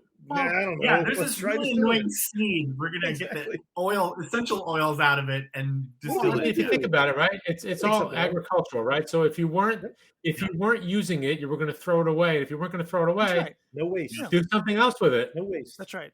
Yeah. It's all happy accidents as far as I'm concerned. It's like making brandy in some of these countries where they go and they make all their stuff and it doesn't go to waste. It is really delicious and it makes a fairly the Germans drink it quite a bit still. They make martinis with it. Wow. It's really oily, right? Because it's made from the seed. It has this incredible kind of mouthfeel on it, and I love it in cocktails. And I think hopefully people use it more. I mean, it's a little weird to throw in here, but it's also the point is that song is so weird. How weird is it that one of the greatest metal songs of all time is this like waltz beat ballad? You know, so I mean, the song is weird. The Metallica album's fun because actually Metallica, hats off to them because, you know, there's all kinds of celebrity liquor and, you know, everybody wants to like basically just put their name on a mezcal bottle. They don't know anything about it, blah, blah. Yep. But Metallica has Blackened Whiskey, which was developed by David Pickerel. Right. David Pickerel sadly passed away a few years ago, but Dave really is responsible for bringing bourbon itself back. He recreated Maker's Mark as the American bourbon. And if we remember back into the bad old days, 15 years ago, 20 years ago, people did not drink bourbon, and Maker's Mark really brought it back in the same way that Hendrix brought gin back. David was a big presence in American cocktailing, and somehow through their genius, I guess, Metallica decided to find the best guy for the job. And Blackened Whiskey is really one of the best celebrity products on the market. I got it just out of curiosity. I was like, what is, Metallica has a bourbon. Everybody has something bad, but I'm gonna try this album and see if it works. And then I got it, and I was like, Black and Whiskey is fantastic. The gimmick is they play Metallica at the to anger the whiskey. Yes, like sonic waves into the sonic waves. But the kind of story which we can't really believe is more than made up for by the fact that the mash bill is David Pickerel and the juice is just really good. And now the master distiller is Rob Dietrich, who was the master distiller at Stranahan's. So after Pickerel passed away, they needed someone else. So Rob went over there, and Rob's got this musical background, and so now he's running the show. So. Yeah, it's not a bad whiskey at all. No. You know what I would like to have seen is one of the ingredients in your stuff, that scapegrace gin. Oh yeah. It's have you pink. seen this one? It's pink, so you put the tonic in, and then it goes black in front of you. Yeah, it's from New Zealand. Fascinating. What is from New Zealand? What is that one ingredient? Because now I can see it everywhere. It's a flower. It's a pea something or other. And and when it turns purple though. Yeah, and when it's by itself, it's pink. Yes. And as soon as you put something into it, it goes like black. Deep purple with black. It turns a color. Yes. Where on a bar, that would be a fascinating thing to watch. Where here's your drink, drop a tonic, goes completely black. It is cool. I think I do use butterfly pea powder right in the beginning of the book for the Foxy Hendrix. Okay. So you could either go buy that what's that gin, the purple gin, Empress, Empress, Empress. Or you just use those butterfly pods, and boom, you just get purple. It's fun. I mean, speaking of fun, let's talk about the other part of this whole this crazy book game thing. The game. Oh yeah, Booze and Vinyl. The game. Talk about that. So crazy. The press says, games are really hot. They are hot. We want to do a game with Booze and Vinyl. Family game night. And I said, what would that possibly look like? And they came up with a memory card matching game. And this was fascinating because this actually was done basically before the manuscript for 2 was done. So I was already thinking about this game in at the same time they were producing volume 2, and it's actually a combination of both books, which is really fun, and it actually let me think more about like the overall arc of the music and how the 2 books work together. So it was actually super, super helpful in that way. And also they just knocked it out of the park again. It's got a cute little booklet. We wrote a special booklet for this, which is basically, some additional information and stuff that's in the other books, but a little bit different. They did a really cute booklet. And then, Josh, the graphic designer, he's just knocks it out of the park with the graphic design. So it's so graphic design heavy. I was worried, like, okay, people are not going to want to remember an album and then remember a drink. That's just not going to happen. But because it's so graphic design heavy, it's all just visual. So you can remember it if you want to and learn about songs or albums or whatever, but also you can just visually eye it up and you're going to remember. So I'm super excited about this. I've played it, with my girlfriend, but I haven't played it with a group of people yet, which I hope to do next week. I have to practice. I like the back of the book. You can kind of create your own pairings, and there's like notes area. So you can fill in the album, the artist, the cocktail, and the notes. Yeah. So we're used to this stuff with whiskey tasting notes, and kind of creating your own and keeping it to go back to. It's awesome. And the crash course in cocktailing. It's perfect. This little book alone is pretty cool. Not forget the game. Yeah, it's fun. I mean, you could take it camping with you, or take it across country and play it, and you'll have a little crib. And I tried to keep it. Hey, Mike, what's your feeling on camping? Well, camping is fantastic as long as there's at least 3 stars to the hotel. Any less than that, I feel I'm roughing it at 3 stars. No, Mike is like, we've evolved. We have air conditioning and we have beds. Yeah, I don't need to live outdoors. I do enjoy a patio, a chimenea, and a cigar. That's camping to me. Hey, I landed on the Bruce Springsteen in New Jersey. I like it. So you get some Laird's Applejack and a little bit of granulated sugar, and some Angostura bitters. So it's basically like an Applejack, like old fashioned, right? Yeah, fantastic drink.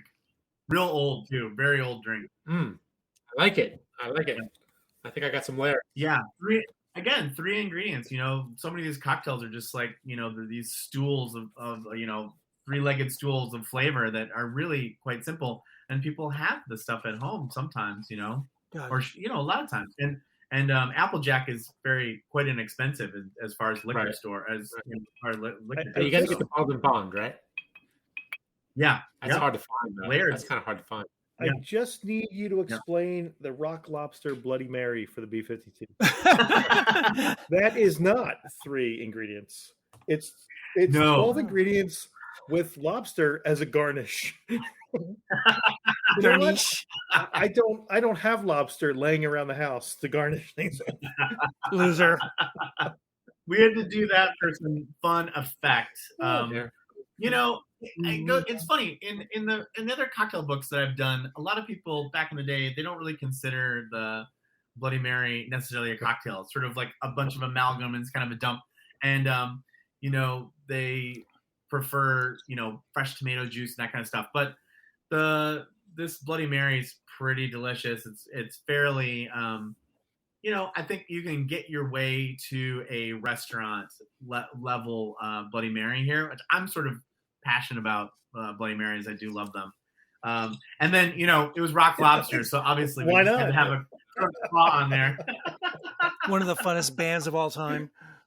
That song is starting to play in my head right now. What's really funny is during the photo shoot for that, we were basically like, how do we Grubhub a lobster claw?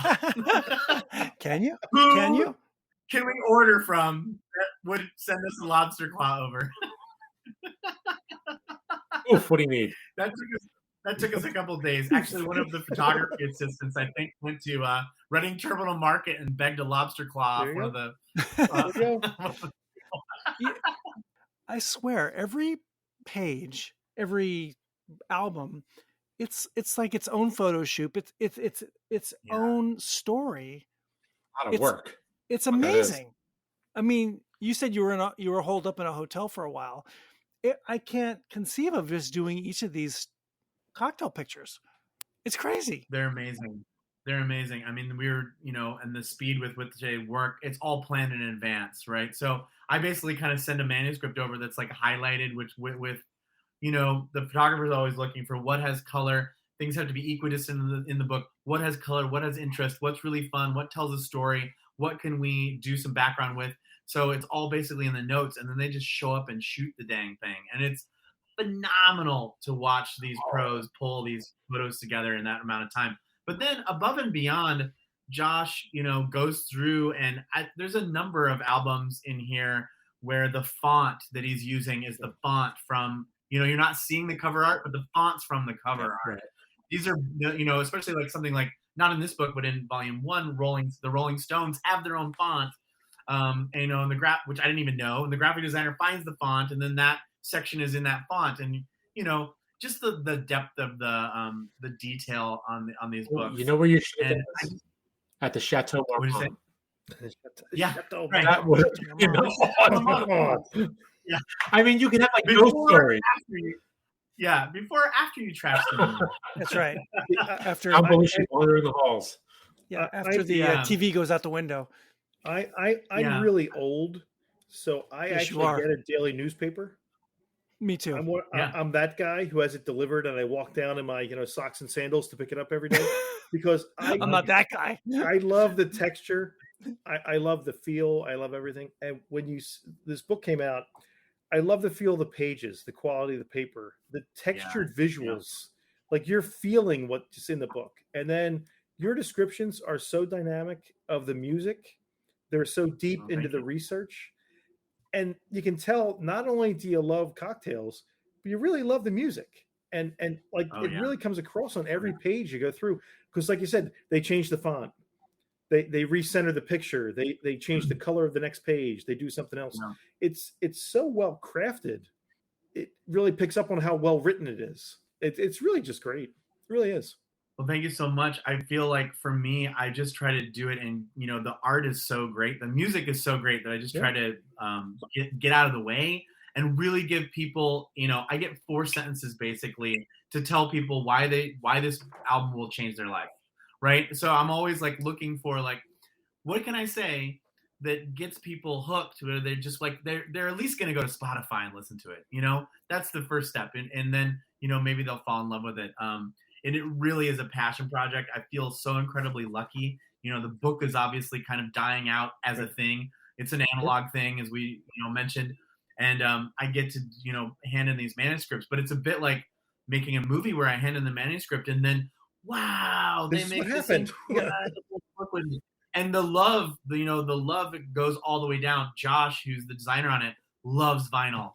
He loves music. Jason Varney, who's the photographer, loves vinyl. So during the shoot, we have a turntable and people are bringing in their vinyl. These are people that just like really love this, and it just makes all the difference in the world. Instead of making, another corporate cocktail book, this thing is like, you can't buy this amount of graphic design hours. No. For me, this is somebody who's like up late and doing it because they're obsessive with it. For me, the centerfold is 112 and 113. That's the money shot to me. That's the best picture in the whole book. 112 and 113. Oh, that's Billy Joel. But that's you have your snack that you put in there, your Italian aperitivo plate. Shot. And they got the Campari in the background. They got a drink. They have a little old timey radio. Yep. That's nice. This is the kind of quality that goes into the book where you're like, this is the checkerboard tablecloth. A little piece of bread that's been toasted, a little bit of the ends a little burnt. They've every attention to details there. It's just so well crafted, as the rest of the book is. Incredible. It's incredible because people are not making books like this anymore. This is incredibly expensive to produce something like this. So I always feel just like incredibly lucky to be part of the project and to see this kind of stuff come together live. And what I love about it is the songs tells this story, and then we get to recreate this story with like a drink and my Italian restaurant right there. It's right there. Yeah, it's really fun. I really love the I got away with putting Elvis Costello in this, which is one of like the great smart snarky albums of all time, and getting a really fun sandwich in that one. So yeah, there's some really fun layouts, some fun spreads, and that's stuff that we do. Like we just do it all from spreadsheet and kind of show up. And we're like, all right, we're gonna shoot Billy Joel this morning. Who's got the bread? Sarcones. You got to go Sarcones. Who's got the lobster claw? Somebody have the lobster claw in their purse? Well, the beauty of vinyl in so many ways is the artwork. Absolutely. Right? Yeah. And this book and the previous one really is kind of a manifestation of that. It's the same feel. You're picking this up, you're turning the pages and you're seeing representations of all of these albums right there in front of you. It's you can't put it down. It's like you want to hold this while you're listening to the record or while you're having this cocktail. It's just, I love the back of the baseball card stuff that Mike keeps talking about. Yeah. On every page, you've got all these little interesting factoids about, I just turned to Britney Spears, and it's great. I mean, you could do you could do a baseball card book like this. That'd be fun. So baseball, alcohol, I don't think that's something that mixes. I don't know. The steroid. We can leave out the steroid era. Mike, you're a Phillies fan. There's a lot of drinking with being. Wearing a Red Sox hat. They just had a big thing with David Ortiz is the only player, Boston Red Sox, the only player going to the Hall of Fame this year, and he said the two things that got me to the Hall of Fame were the bench press and whiskey. And he said, he's a Caribbean guy. I learned how to do a bench press. It gave me all my power, gave me all my strength, and I like whiskey. Whiskey's really good. The note you have on 147, where on the song "How Many More Years" features the first distorted power chord. That kind of like obscure, like nobody would have known that. Like that's the first time, really. No. So this is so many years ago, and this is the first time somebody threw it. And now you got to look up Willie Johnson and guitarist. Who's Willie Johnson? Yeah. I got to go to the next thing. Out to Wikipedia. Let me Google this guy. See what happens next. It's lost in it. I love the back of the book too. You've got just after that, Mike, chapter 5, the merch table, right? Oh yeah, the merch table. That's so great. Oh, yeah. The lessons, a lesson in making great drinks. And I love that picture, by the way, of the 1960s, 50s. How to batch drinks for a party, recipes for honey syrup and grenadine, setting up a home bar. It's simple. Yeah. In a very simple way, it's presented to people. And then the part that I love about most is the record store listing. Yeah. Oh my God, it's so great. Yeah. It's just awesome seeing all those stores all listed in one page. That was something we did at the very end. We had gone across the country in 2018, and it was like I really wanted to shout out because it's so tactile, right? Yeah. I mean, the vinyl people are still going to record stores. Yes, we are. So the chain just keeps going, and it's like, oh well, let's put that in there. We had to comb through that list quite a few times, make sure that everybody was still open. Exactly. Yeah. And even your bibliography in the back is fun too. And it gives you the 12 bottles and like the 12 tools, and that's all you need. Just pretty much. It's not overpowering. Start with this, branch out, see what happens next. But it's like a record collection, right? You got to start with 4 or 5, and then you build. Get the turntable and maybe one speaker. Figure out what you need. Maybe a second speaker. Exactly. Mono, stereo. Exactly. Yeah, I got the hi-fi. Well, and that was a really good cocktail, by the way. Oh, did you like it? Both were just awesome. Yeah. Awesome. I had 2. I Oaxacan, twice. Yeah, I noticed you stopped talking. I wonder if you Oaxaca yourself out the door. I'm done. I finished. He might be 3 in. 2. Looking in the future, is there a volume 3? I can tell you guys there is volume 3. Shocking. Harry Chapin, man, come on, throw some people I know. Harry Chapin, throw some easy listening. It's a little bit of a curveball because what we're gonna do is all entirely holiday. Okay. Ooh. Christmas, I assume. All different holidays. Christmas. Yep. So all of the favorite artists that that have done a holiday album. It's gonna be shorter. It's gonna be a smaller book. But just the Christmas holiday or all holidays? It's just Christmas. Okay. Come on, Mike. There's only one holiday that makes money. That's right. Christmas. Yeah. You could roll something else holiday. It could be. Yeah, it could. It would be a fun. In fact, that did come across that maybe we want to do a holiday book. But it's a Christmas book of Christmas albums. It's really fun because it's like 3. There might be a 3 that's just straight up another one of these someday. But somebody had the idea, we were batting and forth ideas. What would be really fun? So it's going to be smaller. It's about half the size, I think. We think at this point. But it's already really fun. It's it's such a warm, fuzzy time. Christmas music is contentious. Obviously, there's a lot of dreck. Some people love it, some people hate it. It's a thing. It's a thing. It's a mood. Look, you know what? So you throw Vince Guaraldi in there, you got a winner. You can't not. So Bing Crosby, David Bowie, Little Drummer Boy. What kind of weird ass cocktail do you have for that? Ziggy Stardust and Father Flanagan. Let's see what happens. It might have to have some glitter. And there's a lot of rimming on the glass. I'm not sure what happened. Yeah, sugar rim and some glitter. So that will be a fun one. I think it's a good idea. Sure. I want to make it just a great holiday winter cocktail book. And then it'll also be Booze and Vinyl. But I want to make that book, is going to make sure that, you're going to have good holiday drinks in there, and, you're going to learn your toddies to your glug. I told bros your glug. Yeah, exactly, all that. Is there an ABBA Christmas album? Seasonal holiday beers that come out too.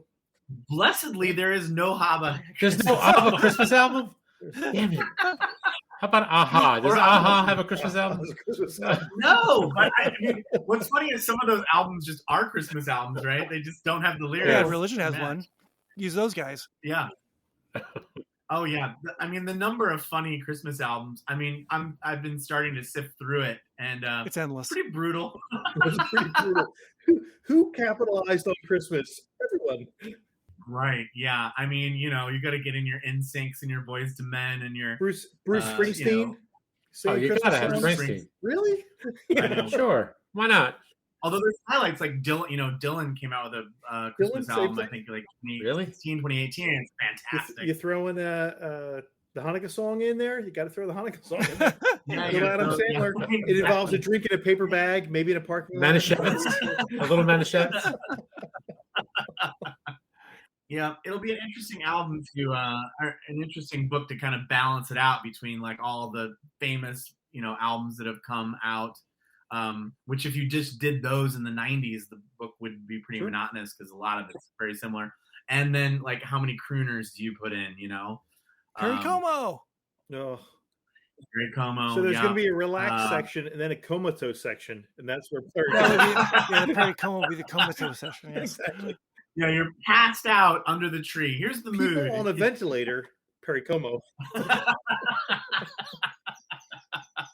going to hire Mike to do the copy for this, the advertising copy. Are you on a ventilator? Are you on a ventilator? This is the You think you will be?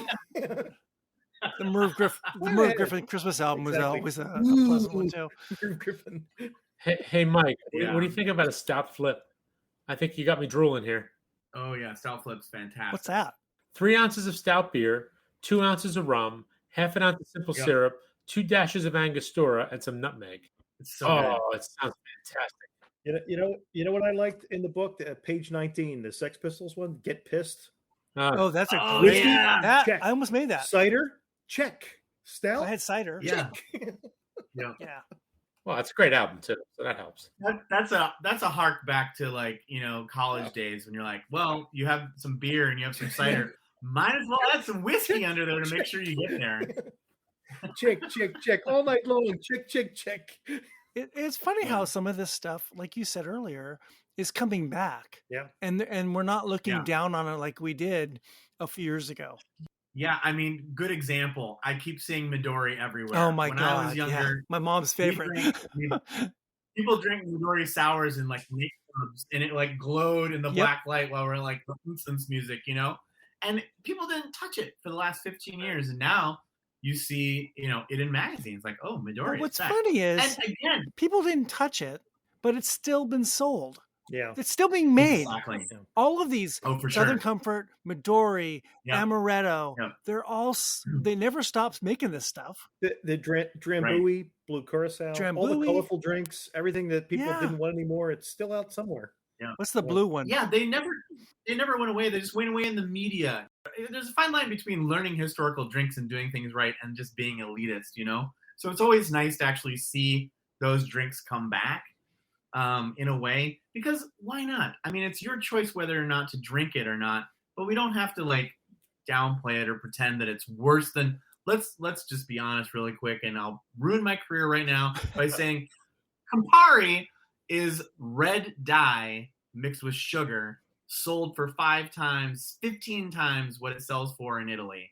It's not any kind of like craft product, right? So why does Campari get a pass and we have poo-pooed Midori? It's the same thing. And a lot of these names we mentioned, the number one part of the product is sugar. They're all sugar. Yeah. They're all just sugar. They're all sugar. Right? But to their benefit, I mean, one of the fun things about a Campari or a Midori is you don't have to actually add any granulated sugar to your drink. It's sugar. You can use it. You use a half ounce of it, and you're like, bam, I have my flavor. So I actually been playing with Midori a little bit, recently just to be silly. You go in the liquor store and you're like, why not? Let's get some Campari and Midori, and it's just another liquor in the arsenal. We spent a lot of years like using maraschino liqueur, a lot of years using elderflower liqueur, which is not really anything traditional, but it's delicious and it works. It got to the point where people were calling it bartender ketchup, because you kind of fix it. Went in everything. You did with elderflower liqueur. And, it's nice to just see people, it's just part of the palate. I like to think of like cocktails now as sort of like, let's say you have a big keyboard and each one of these liquors is, one of the notes. And like, how are you gonna play in the glass? What does it sound like? And I'm glad to hear that, because right next to the bottle of Southern Comfort, I've got a bottle of Blue Curacao and a bottle of Midori, which I don't know why they're there, but I do. I do. Because most of what I just drink straight Scotch and bourbon and whatever. So I don't go in that cabinet ever. Right. And, so those liquors just and sit they've been there until for you have like a summer party. And I couldn't tell you when I got them or who gave them to me or how they got there. But now that there's a reason for me to use them, this is great. If you think of them as a substitute for sugar in a drink, simple syrup, right? Yeah, it's a different version of simple syrup. Yeah, that then you change your old fashioned completely by putting Midori in it instead, right? For instance, I think that's. I mean, let's face it. I always feel like, I'm a pretty lazy bartender. I mean, I make a lot of the drinks, but at home, I'm like, I don't really want to make a simple syrup. What can I use? In the same way, absolutely. So I don't have to shake some sugar. Aunt Jemima's in the fridge. Use all of that. Right? Honey, I got maple syrup back here. Instead. I'll throw honey in there. Honey, it's there, right? Jam, whatever. Little ice cream, whatever you got. It's very simple. I noticed sherbet in a number of the cocktails. Some sherbet. Yeah, throw that in. Sherbet's fun. That was a big thing for a while. People forget it, and even I forget it. Andre, you said earlier, you threw it out and it kind of went by us. You said that the three-legged stool of cocktails, right? It's so true. Sweet, sour, and spirit, and boom, you got a cocktail. Whatever those three you choose, you probably are going to not screw it up too much. Yeah, it's true. And I always like to give, in all the books, I sort of give people some ratios in the back.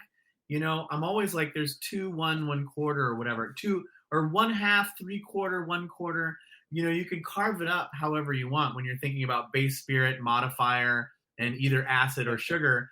And I'm always trying to, give people these ratios, however sophisticated you want to be. If you look at most drinks, they're broken down into, in the past, there were a lot of just equal parts, 3 equal parts. And then people started laddering. But there's all kinds of like tricks. And it's like professional bartenders have these same ratios in their minds when, you go to one of these bars and they say, it sounds so, me too. When it first started happening, I was like, these guys are geniuses, because they would be like, what's the base spirit that you like? Do you like it acidic or blah, blah? And you're like, how are these people coming up with these drinks? Well, they just had very simple ratios that they were using. If you tell them gin and sour, they just have like go-to. So once you kind of get in there. So I love, to give people the opportunity to just, the shelf is very scary in the beginning, right? You have to figure out what all these things taste like. You have to learn a bunch of cocktail history and all that. But pretty soon, it's like cooking. Pretty soon, you can just be like, there's no harm in getting, that Jägermeister down with some gin and putting those two things together in some kind of ratio, and then adding a third thing and seeing if it works. Yeah. And it will, and it'll be more interesting. And you'll, half the time you'll be like, dang, I'm fancy. This is really good. Why was I drinking this Jaeger straight? This was just dumb. Yeah, I could have made a whole cocktail. I could have been a bartender. Exactly. So where can we get the game and the book? The game and the book are being sold wherever books are sold. All the independents, of course, you can ask to have them order it. The book is going out to a number of like the larger kind of independents that are left. Plus stuff like Barnes & Noble, and of course, always Amazon.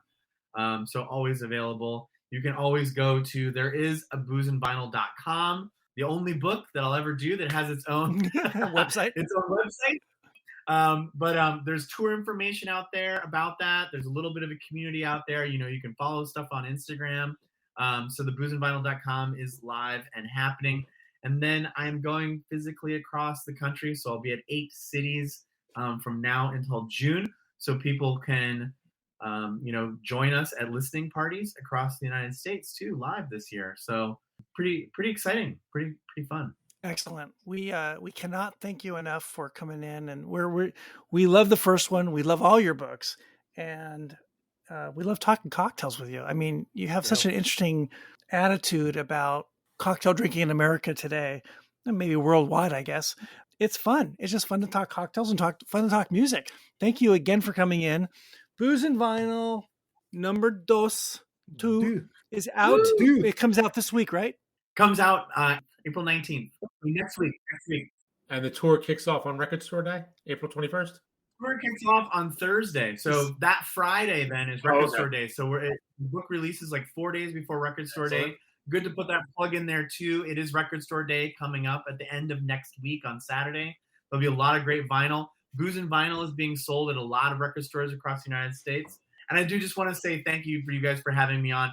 I love coming on. I think I came on last time kind of when my last book came out. And this is pretty much my first interview on this book. And I value your guys' opinion because you're always fun to talk to and you know cocktails and you know music. So it's really, really enjoyable for me. It's a good time, man. It's a damn good time. It's a good time. I'm really honored that you had me on again. Thanks, Andre. Support your local bookstore. Support your local record store. Yes. And your local bars. Thanks again for coming on, Andre. Thanks, Andre. Thanks for having me. I'll see you guys soon. Andre, thank you.